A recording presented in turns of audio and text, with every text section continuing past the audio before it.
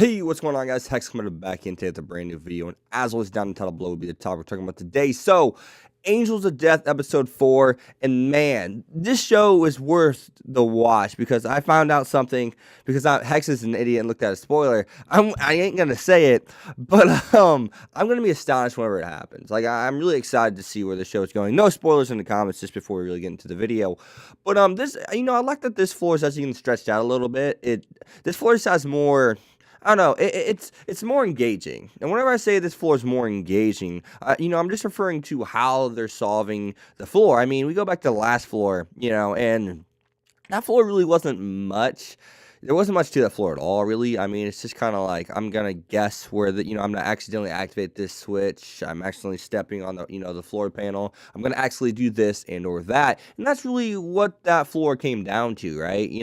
They found it's pretty basic. The floor is basic. They smashed 3 walls. But through this floor, they literally have to go through the process, essentially. Yeah, I mean, that's the best way to put it. Through the process, they have to engage with each floor. There's no easy ways out. One had to sit in an electric chair. If no one would have ever sat in that electric chair, then they would have never have been able to get through that floor. You had to sit in that chair if you want to get through that floor.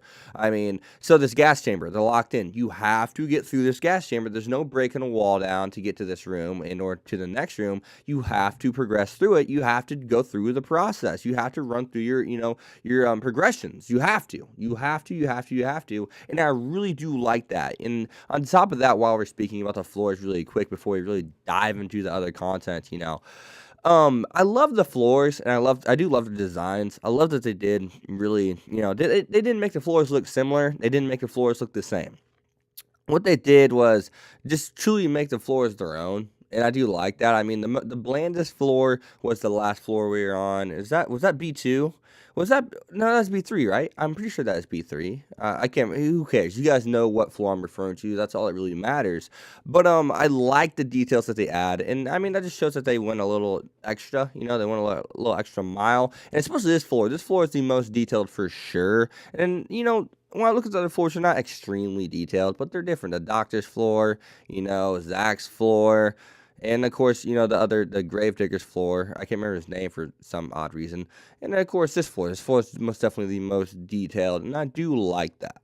And of course, you also gotta love each floor, Boss's personality. This girl's absolutely crazy. Of course, she's supposed to be like the foxy looking, crazy girl. I mean, that's a typical look for, even in movies, you have that, in shows like this.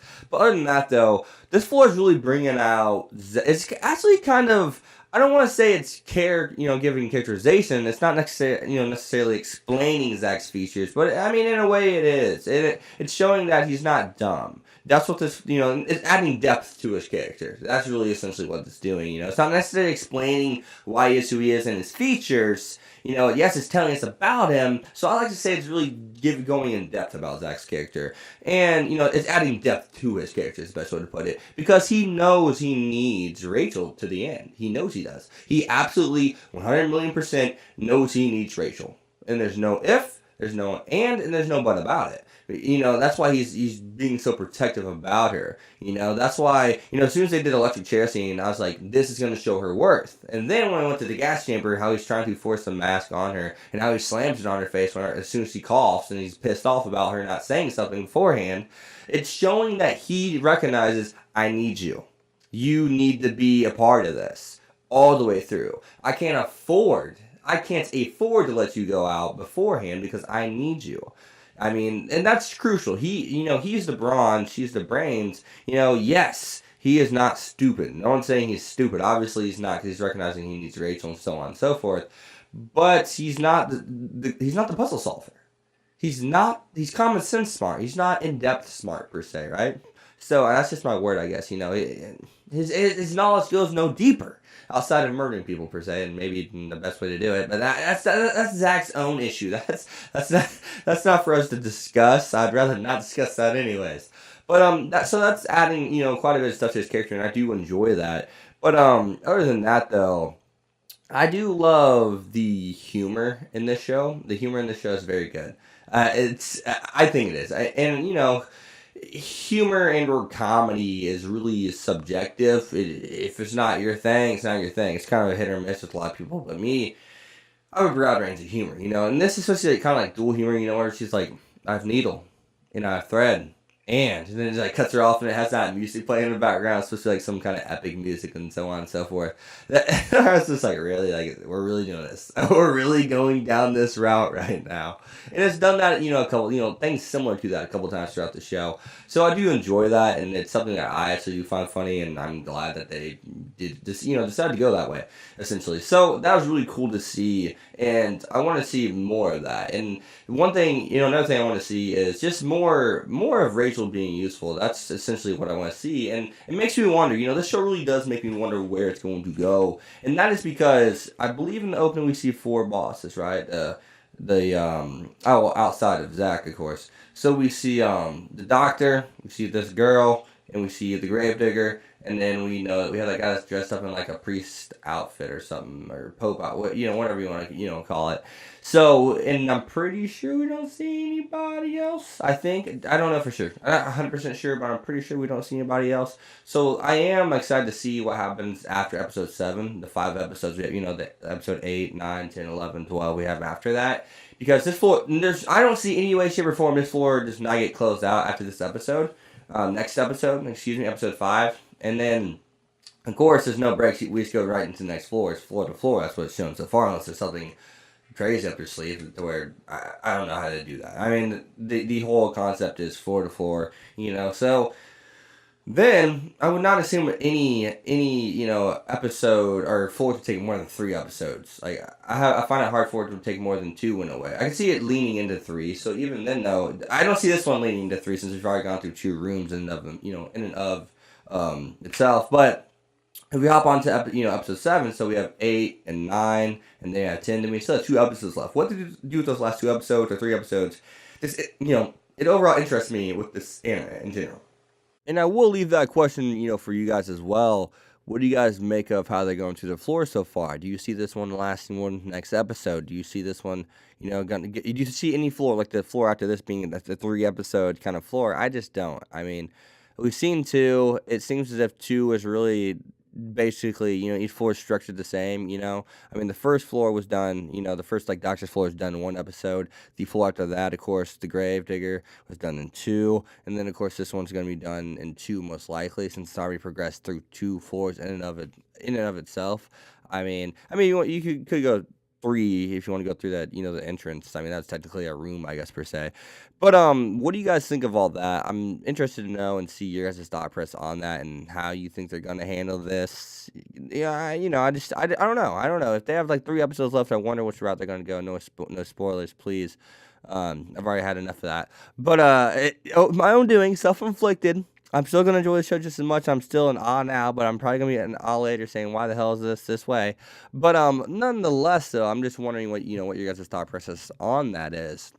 But as well as that, though, I just hope I don't know, I kind of, in a way, I hope they do go into the bosses and give them depth too. Like, give us, explain why they are why they are who they are, but also maybe give us some information of how they got there. And you don't have to do that now. You can do it after the floor boss is dead. You don't have to do that now. Those extra episodes, since these 4 so far has taken 2 episodes, and if we go by that, this will be done next episode 5, I believe, right? Yeah, episode 5, next episode. If we go by that, then the next episode, the next floor should be done by episode 6, 7. So we should be on a new floor on 8. And that leaves, 9, 10, 11, and 12. So at least this is 4 episodes.